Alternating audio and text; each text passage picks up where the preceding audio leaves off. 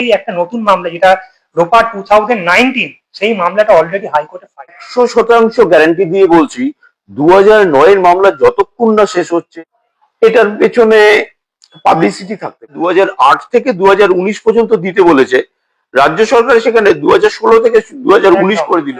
আপনারা দেখেন Times of Hindu, আমার সঙ্গে এই মুহূর্তে রয়েছে, আমি রয়েছি প্রথমে কলকাতা হাইকোর্টে, এবং কলকাতা হাইকোর্টের একটি রাষ্ট্রবাদী সংগঠন অল বেঙ্গল লোটাস ক্লাব, সেই লোটাস ক্লাবের জেনারেল সেক্রেটারি রয়েছেন আমার সঙ্গে শ্রী বিপ্লব বরণ বিশ্বাস, সাথে রয়েছেন আমাদের কনভেনার অল বেঙ্গল লোটাস ক্লাবের শ্রী মানব সরকার, এবং অল বেঙ্গল লোটাস ক্লাবের মেম্বার রয়েছেন শ্রী মৃদুল বাবু।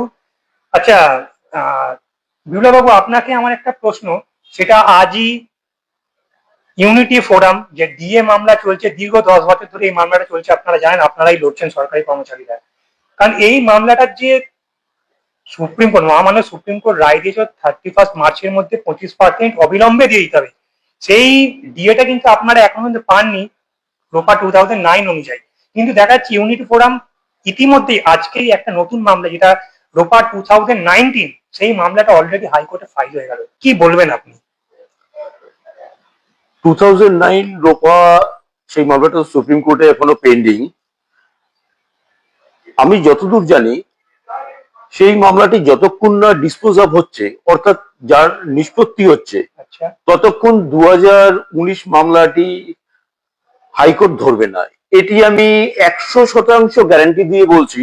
2009 এর মামলা যতক্ষণ না শেষ হচ্ছে, হাইকোর্ট রোপা 2019 নিয়ে কোনো অবস্থাতেই হিয়ারিংই করবে না, এটা আমি বলে রাখি। তাহলে এই যে তাহলে 2009টা শেষ হতে হতে তাহলে এই যে ইউনিটি ফোরাম এই সংগঠন হঠাৎ করে তাহলে রোপা 2019 মামলাটা করলেন, মানে মূল উদ্দেশ্যটা তাহলে কি? এটা কি সরকার কি দিচ্ছে না তাকে কি চাপে ফেলার জন্য, নাকি এটা যাতে এই 19টার চাপে যাতে 2009 এর ব্যাপারটা আগে ক্লিয়ার হয়ে এরকম কিছু ব্যাপার? এটা করা হয়েছে, এই কি কারণে করা হয়েছে ওনারাই বলতে পারবেন, কিন্তু আমার যতদূর মন বলে এটার পেছনে পাবলিসিটি থাকতে পারে।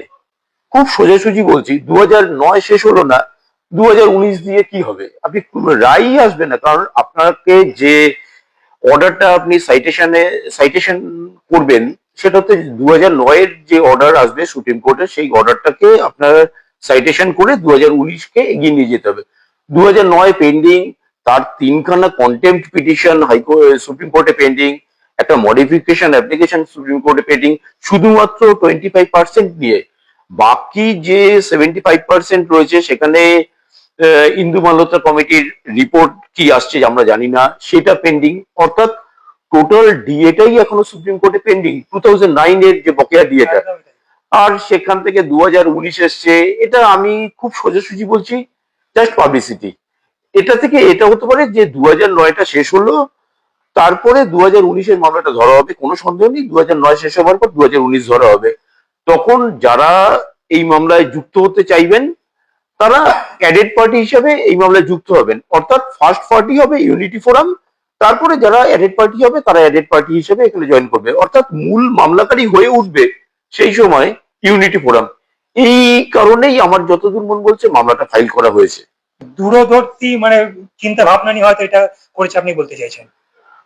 তার সঙ্গে ওনাদের সাংগঠনিক পাবলিসিটিও জড়িয়ে রয়েছে। আমি খুব সোজাসুজি ভাবে কথাটা বলছি, কারণ 2019 শেষ হলো না, আমি যদি এখন 2029 এর রোপা নিয়ে একটা মামলা করে দিই, হয়তো আমার প্রচার হবে, কিন্তু তার কোনো বাস্তব ভিত্তি আছে? মানে কিছু হবে না, লাভের লাভ 100% কিচ্ছু হবে না, এই মুহূর্তে কিচ্ছু হবে না। 2009 যে ডিএ মামলা চলছে যেটা, সেইটা কি আদৌ এই ভোট ঘোষণা হয়ে গেছে? আমাদের পশ্চিমবঙ্গে বিধানসভার ভোট 23 তারিখ আর 29 তারিখ এপ্রিল মাসে রয়েছে, তো তার আগে কি এই রায়টা কি আসবে আদৌ? 2009 এর কথাই আমি বলছি। হ্যাঁ, ভোটের সঙ্গে জুডিশিয়াল অর্ডারের কোনো সম্পর্ক নেই। অর্থাৎ জুডিশিয়াল অর্ডার যা দেবে সেটা ভোট হলেও অথবা না হলেও সরকার ওটা ক্যারি আউট করতে বাধ্য। ভোটের সঙ্গে কিন্তু জুডিশিয়াল অর্ডারের কোনো সম্পর্ক নেই। সুপ্রিম কোর্ট যদি অর্ডার দিয়ে দেয় টাকাটা দিতে, সেই আমাদের রাজ্য সরকার অবশ্যই সেই মামলাটা এই টাকাটা দিতে বাধ্য থাকবে। কারণ রাজ্য সরকার তো নানা রকম টালবাহানা অলরেডি দেখাতে শুরু করে দিয়েছে, এখনো তো পর্যন্ত 31 মার্চের মধ্যে, মানে আজকে অলরেডি 20 তারিখ হয়ে গেছে, এখনো পর্যন্ত কোনো রায় আছে। এখানে একটা মজার ব্যাপার হয়েছে, সেটা হলো সুপ্রিম কোর্ট ওই 25% এর টাকাটা 2008 থেকে 2019 পর্যন্ত দিতে বলেছে, রাজ্য সরকার সেখানে 2016 থেকে 2019 করে দিল। একদম তাই। এই যে টাকাটা দিল, এই অর্ডারটা কে দিয়েছে? এটা তো সুপ্রিম কোর্ট দেয়নি, এটা রাজ্য সরকার নিজে থেকেই একটা দিয়ে দিল। এটাই তো মানে সব থেকে বড় কন্টেম্প্ট, এখানেই রাজ্য সরকার খেয়ে যাবে। এটা তো কন্টেম্প্ট অ্যাপ্লিকেশন যে তিনটে সংগঠন মিলে করেছে, তারা তো এখানে চেপে ধরবে এবং সুপ্রিম কোর্টও বলবে আপনাকে এই অর্ডারটা কে দিয়েছে। ঠিক।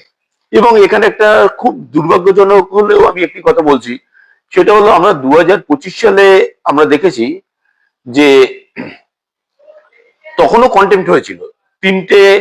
তখনই 25% সুপ্রিম কোর্ট বলেছিল রাজ্য সরকারকে আপনি 25% দিয়ে তারপরে আসুন। রাজ্য সরকার সেই সময় দেয়নি। সুপ্রিম কোর্টে তিনটে কন্টেম্প্ট অ্যাপ্লিকেশন ফাইল হয়েছিল, রাজ্য সরকারও সেই সময় একটি অ্যাপ্লিকেশন ফাইল করেছিল।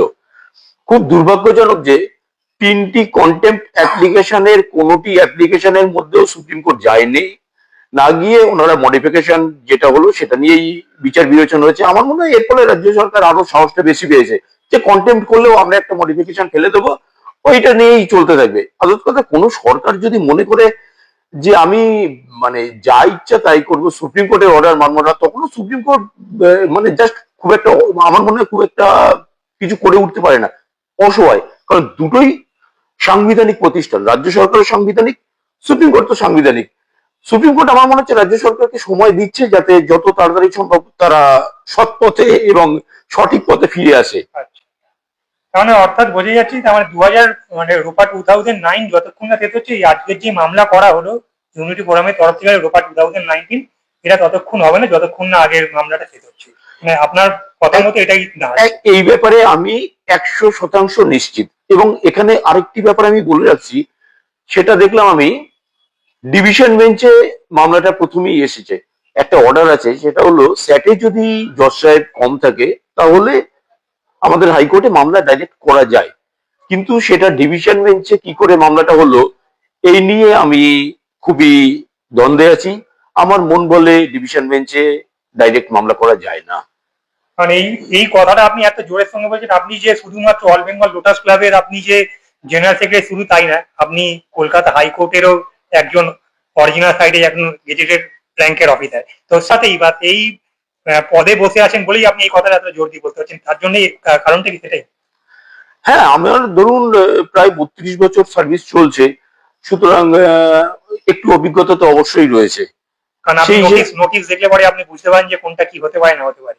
এবার দেখুন, আমি তো আইনের ব্যাপারে সবটা আমি বলতে পারবো না, সেটা উকিল বাবুরাই ভালো বলতে পারবেন। কিন্তু আমার যা অভিজ্ঞতা তাতে মন বলে কোনো মামলাই সরাসরি ডিভিশন বেঞ্চে করা যায় না, আমার যতদূর মন বলে। ধন্যবাদ।